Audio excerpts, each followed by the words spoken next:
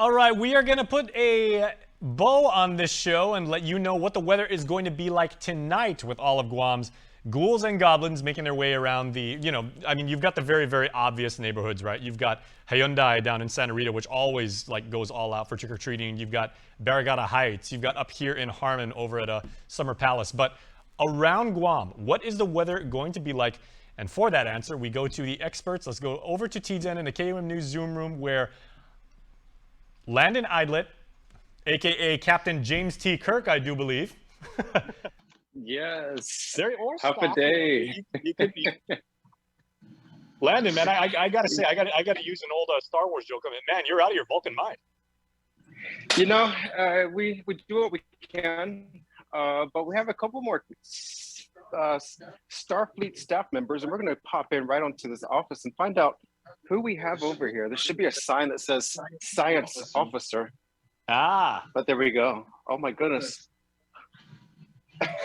There you go. Oh, hey, I believe that would be live long and prosper. Yeah, but Brandon, my friend, please live long and prosper. And hello to the ops guys. Just don't do the Vulcan neck grab with me, because my coworker Mike already used the pressure point on me and it did not end well. Well, we have another guest over here. It's who's just how does the NWS celebrate Halloween? Okay. There you go. Half a day. And you know what? These are the voyages of the Starship Enterprise, around T10. You never know where we're going to go. And of course, we're on the brink of Christmas too. So we're already getting that head start over here. As Jenna always says at Homeland Security, it's always good to plan and be prepared. So that's what we always do over here. So we cover all the bases. Okay, okay, because you guys are getting us into like a Star Trek theme Halloween, can I please be Scotty? Absolutely. I would love to have a Scotty.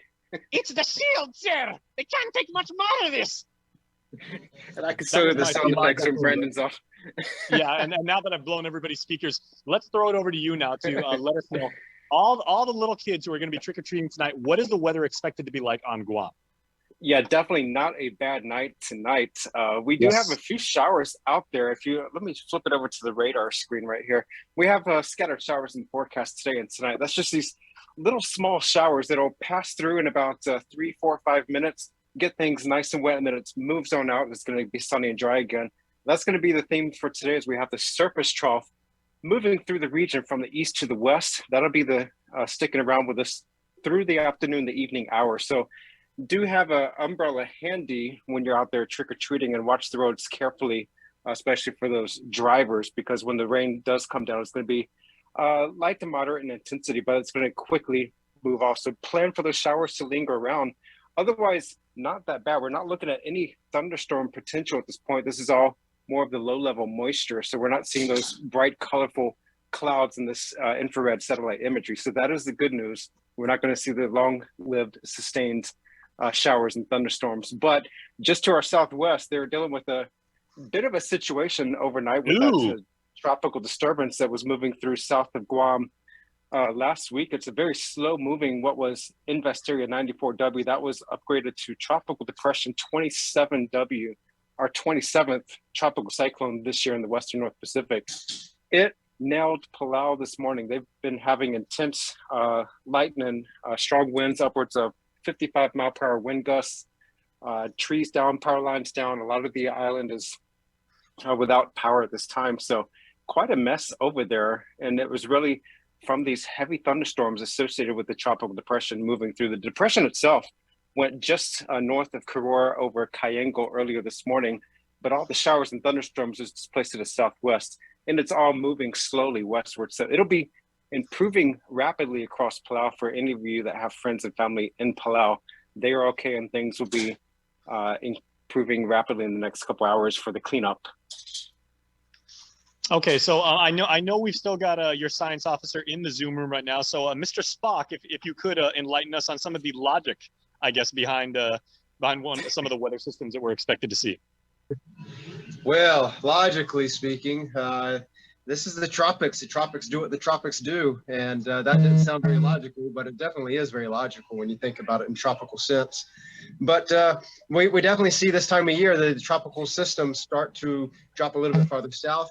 And so it's not very much surprise with this El Nino pattern that we've been seeing the past couple of years that favors those tropical cyclones to develop farther south and farther west of the Marianas and farther west of Chuuk. It always poses that difficulty as we encounter these tropical circulations. Are they going to increase into a tropical depression up to 35 to 38 miles per hour, or do they become a tropical storm right there over the island? So at least from the consideration of issuing watches or warnings for a tropical storm, that is always the complication and one of the things that we're always weighing here at the office. However, the impacts are always more predictable, whether you're talking about a 35 miles per hour tropical depression or a 40 mile per hour tropical storm. The impacts are the same. We're still looking at strong winds that lead to large hazardous seas, massive surf. We're also looking at heavy rainfall and strong thunderstorms and very strong wind gusts as what we have seen across Palau. And but fortunately, looking at some of the wind observations across Palau, the storm is continuing westward and it's moving slowly. So those conditions will be slow to move out, but it will be coming around the corner, perhaps tonight, perhaps tomorrow. Okay, and is there again, Mr. Spock? Is there any probability, any chance that some of the the wave activity or some of the winds we could pick up any indication of like some of the fringe activity that we get from that weather system? Fortunately, that system is pretty small. So at the most, we could see a little bit of a southwesterly swell come up toward the Marianas, but certainly nothing that concerning for our operations. A few days ago, when we had that large north swell that affected the Marianas over the weekend, that was pretty impressive. That came off of a massive cold front system off of Japan. And so as a upper latitude northern Pacific low pressure system developed along that frontal system, it optimally produced a very strong burst of winds pointed right toward the Marianas. And so that wind is what generated those massive spike in seas. And so we saw a very quick rise in sea and surf heights, and then a quick reduction in sea and surf heights. Okay, so and real quick, even though both you, Brandon, and your twin brother said that Guam basically is expected to have very, very favorable weather for trick-or-treating tonight, I know it's always been something when we talked to your predecessors, as they said, if you are going to be out trick-or-treating, even if there's like a little bit of a cool breeze, with all of these little kids, walking around in in costumes, and some are very, very elaborate, you are going to like sweat a little bit in the cool breeze. You don't want to get a chill. So do you have any pro tips about what kids can do to not only be safe, but to trick or treat responsibly?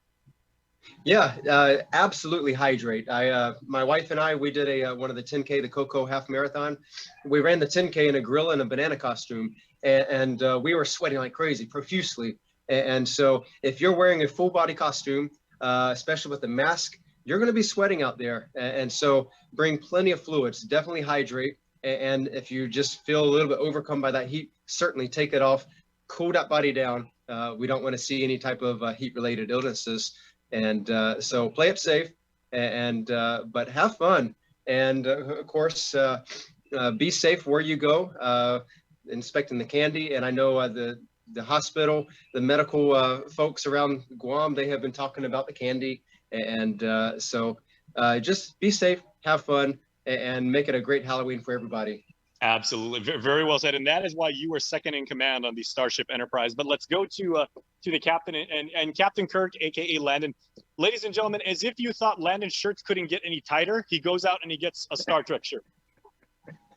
I always have this handy. There you go. Well, I'll tell you what. So I'm going to be Mr. Spock. I think Joe Sir is going to be Chekhov. He's going to be the weapons officer. We'll find a role for everybody in there, but that is kind of the key thing is, we're all in this together. We all work as a team, and we all want our community to have a very safe and informed Halloween. So we thank you guys over there in season for keeping us informed. Absolutely. Have fun, stay safe, and keep an eye to the sky because the showers will be there. Okay, real quick, what is the favorite candy of a meteorologist at the National Weather Service? I want to say it's maybe like those little Circus peanuts? Puffballs galore. Okay. Fireballs, those are good. Those will Those get are you from through a last day year, when I you're think. covering a storm, that's for sure. Fireballs are good, man. Cinnamon, unbelievable. Well done. Yeah, All right, anything well, with like a dark chocolate, coffee beans, great. There you go. Well, make sure to stay safe tonight. Have fun. Brush your teeth afterward. That's always encouraging. And we will see you guys next week. And we will see you, our beloved audience, right here in the hotspot tomorrow, same time, same channel.